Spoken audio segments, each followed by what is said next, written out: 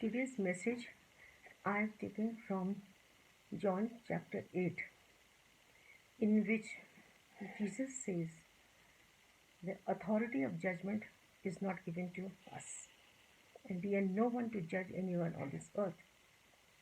This is entirely on God to judge anyone. A small story of a woman who was accused as a sinner by Pharisees, and according to the law at that time, she was to be stoned to death. So they were taking her to stone to her to death. Jesus saw and he came, and he started writing something on the floor, in the ground.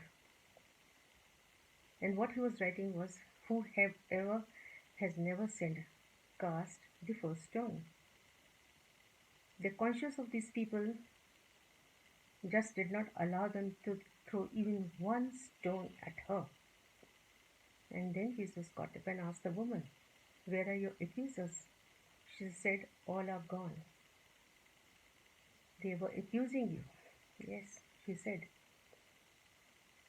And condemning you. Yes, she said. They are gone. So neither do I condemn you, Jesus said. The Pharisees standing there, they said, who are you to say?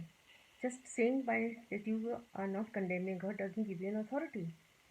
He said, according to the law of Moses, if you accuse someone, you should have two witnesses.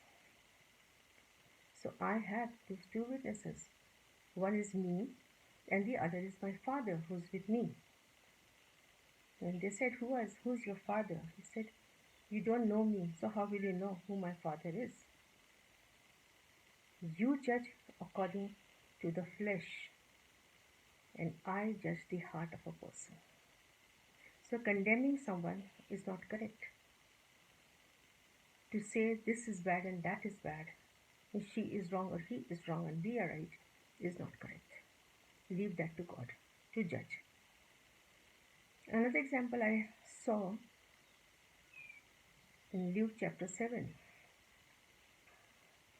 in which Jesus was called to a Pharisee's house for having dinner, and a woman whom they were calling a sinner came. She had a alabaster flask full of very expensive oil, and she started crying. The tears, she washed his feet, and with her hair she wiped it. Then poured from the alabaster flask, she poured the expensive oil, anointed him. The Pharisee started thinking that this man doesn't know that she is a sinner. And why is he allowing? If he is a prophet, he would not have allowed her to do this. And Jesus sensed it. So he told Simon, who was with him, Simon, there's a story. I want to ask you a question. There was a man who gave credit to two people, 500 dinars and 50 dinars. And when they were not able to give that money to him, he just said, oh, fine it, leave it, don't give it back to me. So who loves more is the same. This woman whose sins were more, she came, she wiped my feet with her hair, washed it with her tears, and anointed me with the expensive oil. Whereas when I came to the Pharisee's house, he did not even give me water, neither washed my feet, which was the custom that time, nor anointed me. Therefore, the sins of this woman, though they were more, but her love was more also. She loved me more than the Pharisee. Therefore, all her sins were pardoned by doing this. Again, Jesus says that if you love me more, your sins, everything that you may have done wrong in your life, is pardoned immediately in loving him more. Keep loving God. Keep loving Jesus in your life, which is more important. It doesn't matter what you've done or what it is. Always love God. Love Jesus. He forgives everything. And when He forgives, He gives a lot. Beyond your imaginations, He will give you.